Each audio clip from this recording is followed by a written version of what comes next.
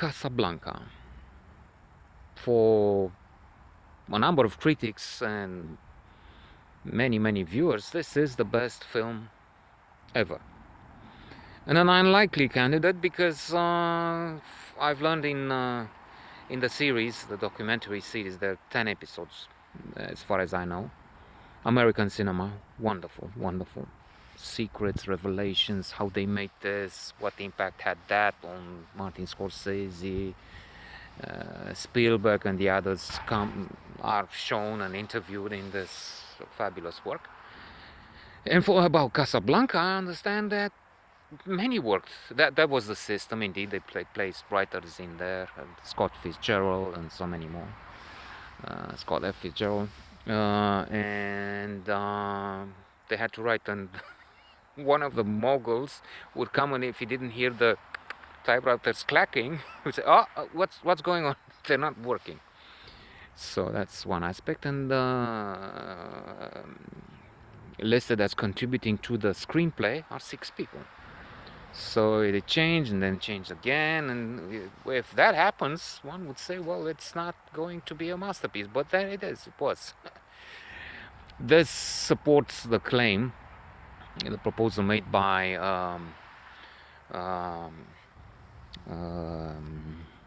William Goldman in his masterpiece, a classic on Hollywood, Adventures in the Screen Trade, wherein he says nobody knows what will work. Indeed, there's so many films that worked. Rocky, I'm thinking now. It worked for so many, but I can't say I like that, even if I understand it was such a success and it worked so well for so many. And an unlikely success, and others which had all the premises and failed, they were a flop. So in Casablanca we have the love story, amazing, magnificent love story between Rick and Ilsa. And what I found exhilarating was the redemption of a character that starts by being morose, cynical, unhappy dude. And one is thinking why. He has this cafe which is so fashionable, if not the most important in Casablanca, and he's important. People come to him. There's this beautiful woman, the beginning of the film, that is clearly in love with him, but he's just depressed, or something wrong with him. Well, we learn there's the famous moment when Sam plays the forbidden song, when love goes by, or whatever it was. And Rick comes very angry. Why? I told you never to sing the song, play the song. And Sam is, and then there's Ilsa, and Rick is flabbergasted,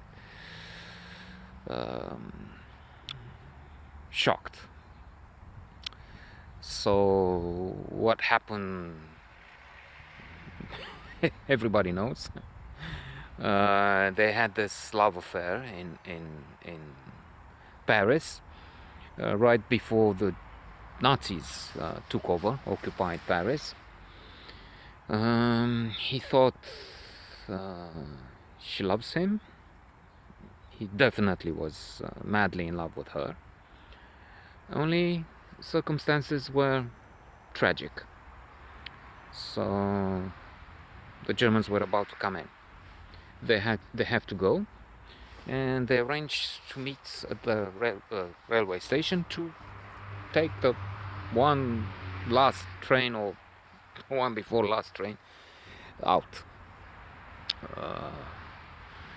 from the fascists. But at the train station, Ilsa doesn't show up, and there's Rick, torn apart, and he has a note saying basically he has to go alone. He does. He's going with Sam, piano player, that we meet again in Casablanca later on. And he's sure that the woman left him, and maybe she didn't even love him, and And now there she is, back again in this in the cafe. He's angry with her, makes sense. But after a strange rapprochement, to say, and coming together, uh, he comes to realize transcendence, that there are things more important than ourselves and our pleasure or happiness, and it's more important to think of the others, to think of higher causes. And the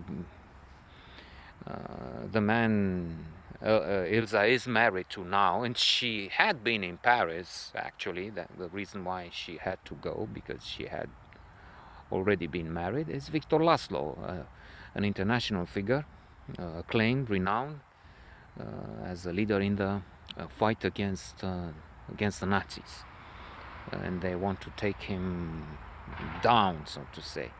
And there's an opportunity here. I will not say.